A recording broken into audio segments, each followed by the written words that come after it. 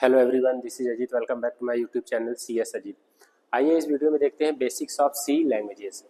ठीक है, सी आपका एक प्रोग्रामिंग लैंग्वेज है, उसके हम बेसिक्स और फंडामेंटल्स को इस वीडियो में कवर करेंगे।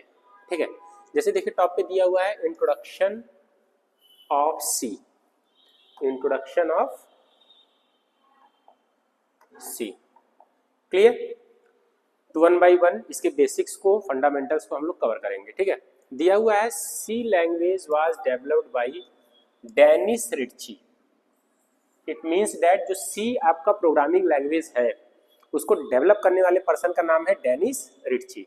और उन्होंने कब डेवलप किया था इसको? 1971-72 में। इट मीन्स आप देख सकते हैं कि लास्ट सेक्शन आपका 1971 था और बिगिनिंग 72 था, इसीलिए आपका ये ईयर लिखा हुआ है। ठीक है, और उस लैब का क्या नाम था? AT&T Bell Laboratories. ठीक, it means that Dennis Ritchie वो पर्सन है जिन्होंने सी प्रोग्रामिंग लैंग्वेज को डेवलप किया था और ईयर था 1971-72 और लैब का नाम था AT&T बेल लेबोरेटरीज। ये वही बात है कि जो आपका कोरोना वायरस आया था वो किस लैब की उपज थी? वुहान लैब की उपज थी। उसी तरीके से सी लैंग्वेज भी किस लैब में बनाया गया? AT&T बेल लेबोरेटरीज में बनाया गया। ठीक है, अब आइए बेसिक्स पढ़ते हैं सी लैंग्वेज का। फर्स्ट दिया है C is high level programming language. C आपका हाई लेवल प्रोग्रामिंग लैंग्वेज है। मैं बता देता हूं कि कितने टाइप्स के प्रोग्रामिंग लैंग्वेजेस होते हैं। ठीक है, बेसिकली कंप्यूटर में कितने टाइप्स के प्रोग्रामिंग लैंग्वेजेस होते हैं। फर्स्ट जो लैंग्वेज होता है जिसको हम लोग बोलते हैं low level programming, low level programming language, low level programming language. Second होता है मिड लेवल और थर्ड होता है हाई लेवल। ठीक है, लो लेवल, मिड लेवल और हाई लेवल। यहां पे बताया जा रहा है सी आपका हाई लेवल प्रोग्रामिंग लैंग्वेज है। तो मैं वन बाय वन लैंग्वेजेस की कैटेगरीज को एक्सप्लेन कर दूं शॉर्ट में। लो लेवल मतलब जिसको हम लोग बाइनरी बोलते हैं। ठीक है, बाइनरी जो लैंग्वेज होता है वो आपका लो लेवल होता है, जिसको हम लोग 0 और 1 बोलते हैं। 0 और 1 बोलते हैं। इट मीन्स ये टोटली मशीन डिपेंडेंट है। जैसे कंप्यूटर क्या है? Computer is a electronic machine और कंप्यूटर की लैंग्वेज क्या है? बाइनरी लैंग्वेज है। और बाइनरी लैंग्वेज को ही हम लोग लो लेवल लैंग्वेज बोलते हैं, जो कि 0 और 1 होता है। नेक्स्ट होता है high level language. High level language means it is total English based, मतलब जो लैंग्वेज इजिली ह्यूमंस पढ़ सके। ठीक है, मैं इंग्लिश इसलिए ले रहा हूँ क्योंकि computer was design by the America. Computer America ने डिजाइन किया है और इंग्लिश आपका ग्लोबल लैंग्वेज है। ठीक है, मैक्सिमम कंट्रीज में इंग्लिश ही आपका यूज होता है, इसीलिए इंग्लिश को मैं लैंग्वेज बोल रहा हूँ। और ये आपका हाई लेवल लैंग्वेज है, मतलब वो प्रोग्रामिंग लैंग्वेज जिसके ऑल द स्क्रिप्ट, सारे स्क्रिप्ट इंग्लिश में लिखे हुए हों, उसको हम लोग बोलते हैं हाई लेवल प्रोग्रामिंग लैंग्वेज। मैं यहाँ पे आ रहा हूँ मिड लेवल पे। मतलब मिड लेवल प्रोग्रामिंग लैंग्वेज क्या होता है? जो लो लेवल और हाई लेवल, जो लो और हाई दोनों की प्रॉपर्टी रखता है, उसको हम लोग बोलते हैं mid level programming language. Mid level programming language. तो यहाँ पे सी आपका हाई लेवल प्रोग्रामिंग लैंग्वेज है, लेकिन कहीं कहीं अगर आपसे ब्रॉड लेवल पे पूछा जाए तो सी को हम लोग मिड लेवल लैंग्वेज भी बोलते हैं। मिड लेवल प्रोग्रामिंग लैंग्वेज भी हम लोग बोलते हैं। क्लियर। नेक्स्ट आते हैं हम लोग C is general purpose procedural computer programming language. मैंने फर्स्ट प्रॉपर्टी बताया था कि C high level programming language है, और सेकंड प्रॉपर्टी मैं बता रहा हूं कि प्रोग्रामिंग लैंग्वेजेस को 2 कैटेगरीज में डिवाइड किया गया है। एक होता है प्रोसीजरल लैंग्वेज, प्रोसीजरल लैंग्वेज, और दूसरा जो होता है वो ऊप्स लैंग्वेज होता है, जिसको हम लोग बोलते हैं ऑब्जेक्ट ओरिएंटेड प्रोग्रामिंग स्ट्रक्चर बोल सकते हैं इसको, यस का होता है। ठीक है, या तो ऑब्जेक्ट ओरिएंटेड प्रोग्रामिंग। क्लियर। तो मैं बता दूं प्रोसीजरल लैंग्वेज क्या होता है? जहां पे वर्क आपके स्टेप बाय स्टेप होते हैं, स्टेप बाय स्टेप होते हैं। और ऊप्स में क्या होता है? ये टोटली डिपेंडेंट होता है क्लास और ऑब्जेक्ट। सबसे बड़ी प्रॉपर्टी ऊप्स की होती है कि ये क्लास और ऑब्जेक्ट बेस्ड होता है, और प्रोसीजरल की होती है ये फंक्शन बेस्ड होता है। ठीक है, ये फंक्शन बेस्ड होता है। क्लियर, फंक्शन होता है, रिकर्सन होता है, वो उप्स में होता है। जैसे मैं एक रियल लाइफ एग्जांपल लूँगी, प्रोसीजरल जो दिया हुआ है general purpose procedural computer programming language. Procedural का मतलब होता है जैसे अगर आप टीवी सीरियल का कोई भी एपिसोड उठा लीजिए, वो क्या है, step by step day by day आपको अपडेट करके दिखाता जा रहा है, जिसका कोई भी एंडिंग नहीं है। ठीक है, वेब सीरीज कोई भी एंडिंग नहीं है। और उप्स में क्या होता है, totally dependent upon the class and object. जैसे मान लीजिए कि ये बड़ा सा रूम है, तो रूम को हम लोग क्लास बोल सकते हैं, और इसमें जितने भी टीचर्स हैं, स्टूडेंट्स हैं, ये सब सारे क्या है, ऑब्जेक्ट है। जैसे ऑब्जेक्ट का मैं एक और एग्जांपल लेता हूँ क्लास एंड ऑब्जेक्ट का। जैसे मैं यहाँ पे लिख दिया अर्थमेटिक। अर्थमेटिक, तो अर्थमेटिक क्या है, क्लास है, और एडिशन सब्ट्रैक्शन मल्टीप्लिकेशन क्या है, इसके ऑब्जेक्ट है। तो प्रोसीजरल में सबसे बड़ी प्रॉपर्टीज जो होती है वो होता है फंक्शन रिकर्सन। ठीक है, और उप्स में क्या होता है, क्लास और ऑब्जेक्ट होता है। तो सी ध्यान रहे, सी आपका प्रोसीजरल लैंग्वेज है। नेक्स्ट है, C has been standardized by the American National Standard Institute ANSI since 1989। ठीक है, यहाँ पे बताया जा रहा है कि सी आपका 1971 में डेवलप हो चुका था, लेकिन एक इसको स्टैंडर्ड लैंग्वेज कब माना गया, और स्टैंडर्ड लैंग्वेज तभी माना जाता है वहाँ पे अमेरिका में एक उसकी इंस्टीट्यूट है जिसका नाम है अमेरिकन नेशनल स्टैंडर्ड इंस्टीट्यूट। ठीक है, वो कब माना गया, 1989 में। इट मीन्स डेट 1970 के आसपास आपका सी डेवलप हो चुका था, लेकिन उसको एक स्टैंडर्ड लैंग्वेज कब माना गया, 1989 में। ठीक है, अब ये वही बात है कि क्या कहते हैं कि कुछ क्रिकेटर्स रणजी टूर्नामेंट खेल रहे हैं, डोमेस्टिक क्रिकेट खेल रहे हैं, लेकिन ऑफिशियली कब उनको अनाउंस किया जाता है, जब वो इंडिया की तरफ से खेलते हैं। तो इंडिया क्या है कि स्टैंडर्ड। ठीक है, नेक्स्ट थिंग है, C is structured language and easy to learn. ये तो जाहिर सी बात है भैया कि सी को बताया जा रहा है कि स्ट्रक्चर्ड लैंग्वेज है और इजीली आप उसको लर्न कर सकते हैं, इजीली आप उसको पढ़ सकते हैं, इजीली आप उसको सीख सकते हैं। ये वही बात हो गई कि कोई भी मोटरसाइकिल वाली कंपनी है, अपनी बाइक निकालती है, स्कूटी निकालती है, तो बताता है कि 60 का एवरेज है, 90 का माइलेज है, 70 का माइलेज है। तो कोई अपनी लैंग्वेज को नहीं बताता है कि हार्ड है। तो उसी तरीके से सी में भी बताया गया है कि ये लैंग्वेज आपका क्या है, ईजी है। ठीक है, आइए नेक्स्ट देखते हैं हम लोग। हाँ, सी प्रोग्रामिंग स्ट्रक्चर। मैं एक छोटा सा प्रोग्राम लिख रहा हूं जिसको मैं एक्सप्लेन करूंगा। अगर इसमें अगर आपको कोई डाउट होगा तो कमेंट सेक्शन में जरूर लिखिएगा। ठीक है, देखिए टॉप से है, hash include stdio dot h, hash include conio dot h, void main. ठीक है, अब यहाँ पे मैंने लिया int A comma B comma C, CLR SCR। ठीक है, प्रिंटफ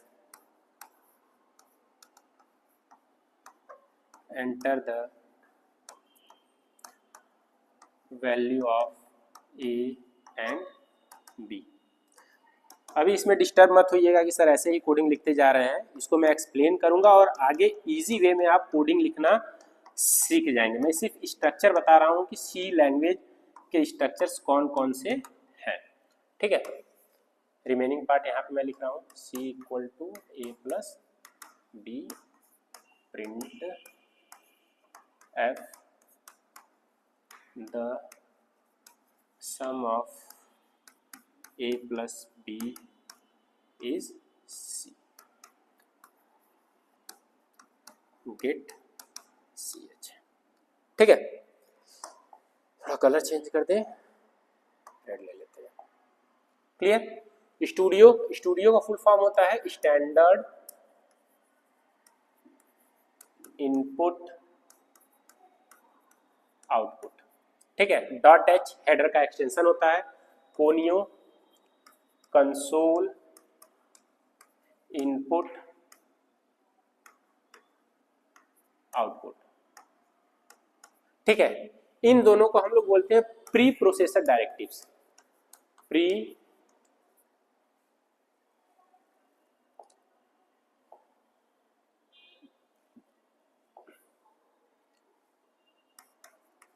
प्रोसेसर डायरेक्टिव। ठीक है, तो स्टूडियो मतलब स्टैंडर्ड इनपुट आउटपुट। तो आउटपुट हम किससे दे रहे हैं? प्रिंट से। और इनपुट किससे ले रहे हैं? स्कैनअप से। तो इन दोनों का फंक्शन आपका इसमें स्टोर्ड है, इनपुट और आउटपुट में। ठीक है, नेक्स्ट दिया हुआ है वायर्ड मेन। मेन फंक्शन ये रिप्रेजेंट करता है कि यहाँ से आपका प्रोग्राम बिगिंस हो रहा है, स्टार्ट हो रहा है। मेन फंक्शन से पता चलता है कि आपका प्रोग्राम यहाँ से स्टार्ट हो रहा है। वायर्ड आपका कीवर्ड है, इसका यूज करके हम लोग रिटर्न 0 करते हैं। ठीक, नेक्स्ट है इंट। इंटीजर आपका डेटा टाइप है, ए बी सी वेरिएबल है। अच्छा हाँ, प्रोग्रामिंग जो मैंने ये स्ट्रक्चर बताया है, बता रहा हूँ, ठीक है, तो इसमें हम लोग क्या करते हैं कि इजी वे में नेक्स्ट क्लासेस में हम लोग धीरे धीरे सीखेंगे। मैं जनरली इसका स्ट्रक्चर बता रहा हूँ कि इसका फुल फॉर्म क्या होता है, उसका फुल फॉर्म क्या होता है, इन सब का यूज क्या होता है। जैसे देखिए यहाँ पे दिया हुआ CLR SCR। CLR SCR का फुल फॉर्म होता है क्लियर स्क्रीन। क्लियर स्क्रीन, इसका फंक्शन आपका कंसोल में है, जिसका फुल फॉर्म है कंसोल इनपुट आउटपुट। ठीक है, तो CLR SCR, CLR का मतलब होता है क्लियर, SCR का होता है स्क्रीन। इसका जो फंक्शन है आपका स्टोर है किसमें? कोनियो में। प्रिंटफ स्कैनअप मैंने बता दिया। नेक्स्ट दिया हुआ है गेट CH। गेट CH का फुल फॉर्म होता है गेट कैरेक्टर। गेट कैरेक्टर, और इसका जो क्या कहते हैं कि लाइब्रेरी है वो स्टोर है आपका कोनियो में। इट मीन्स दैट अगर आप टॉप पे studio.h लगाते हैं तो जिसका फुल फॉर्म होता है standard input output, it means that printf scanf आप यूज कर रहे हैं तो उसका लाइब्रेरी फंक्शन है आपका स्टोर है स्टूडियो में। अगर आप CLR SCR और गेट CH यूज कर रहे हैं तो इसका स्टोर है आपका कोनियो में। ठीक है, जो आप मेन लगाते हैं, मेन फंक्शन में सारे डेटा टाइप्स, कीवर्ड्स, टोकन्स ये सब आ जाते हैं। मेन से पता चलता है कि आपका प्रोग्राम यहाँ से स्टार्ट हो रहा है। ये बेसिकली एक छोटा सा प्रोग्राम था 2 नंबर्स का ऐड करने का। अभी हम आगे भी समझेंगे इसको, लेकिन ये बेसिकली आपका स्ट्रक्चर था। ठीक है, अगर इसके बाद भी इसमें कोई डाउट है तो आप कमेंट सेक्शन में लिखिएगा जरूर। ठीक है,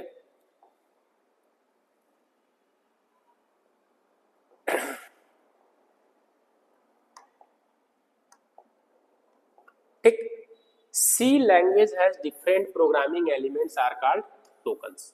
हेडिंग है प्रोग्रामिंग टोकन्स। टोकन्स क्या होता है कि जो डिफरेंट डिफरेंट एलिमेंट्स होते हैं, जो टीनी भी छोटे छोटे से भी जो एलिमेंट्स होते हैं उसको हम लोग बोलते हैं टोकन्स। ठीक है, प्रोग्रामिंग टोकन्स बेसिकली आपके 6 टाइप्स के होते हैं। कितने टाइप्स के होते हैं? 6 टाइप्स के होते हैं, जिसमें फर्स्ट आपका दिया है डेटा टाइप। ये समझना बहुत जरूरी है क्योंकि डेटा टाइप बहुत लोग को नहीं समझ में आता है कि how you have to explain the term data type.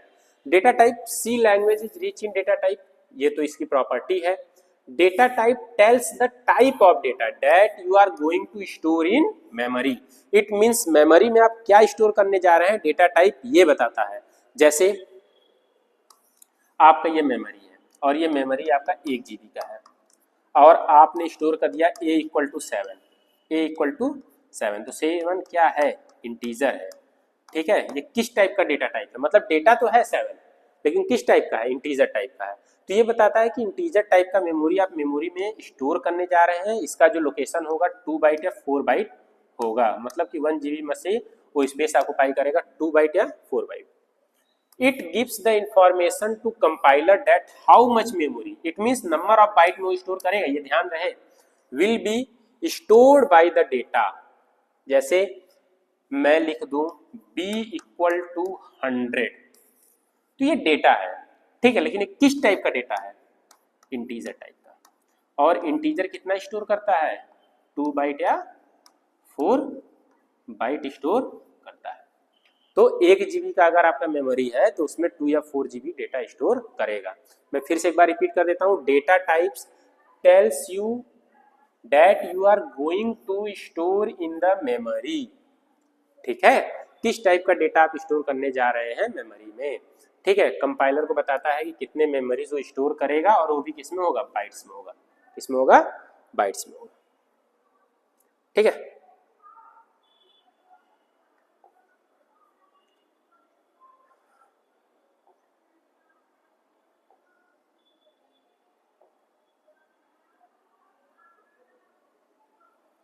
हाँ ये देखिए, ये डेटा टाइप का चार्ट बना हुआ है। कितने टाइप्स के बेसिकली डेटा टाइप होते हैं? 3 टाइप्स के होते हैं। पहला होता है प्रिमिटिव, दूसरा होता है डिराइव और तीसरा होता है यूजर डिफाइंड। तो इसमें भी क्वेश्चन पूछा जाता है कि फंडामेंटल डेटा टाइप्स कितने होते हैं। तो फंडामेंटल डेटा टाइप सी के कैर होता है जिसको 4 पढ़ते हैं, इंट होता है, फ्लोट होता है और डबल होता है। और इन्हीं डेटा टाइप्स का यूज करके डिराइव्ड किया गया है, जो कि डिराइव डेटा टाइप होता है एरे, पॉइंटर, फंक्शन। और यूजर डिफाइंड जो यूजर ने डिफाइन किया है अपने से, एनम, स्ट्रक्चर और यूनियन। तो ये बेसिकली डेटा टाइप का चार्ट है। अगर किसी कोई पूछता है कि डेटा टाइप्स कितने टाइप्स के होते हैं, फंडामेंटल अगर पूछता है तो आप बताएंगे 4 टाइप्स के होते हैं। ऐसे अगर ब्रॉडली पूछता है तो 3 टाइप्स के होते हैं, और वो है प्रिमिटिव, डिराइव्ड और यूजर डिफाइंड। ठीक है।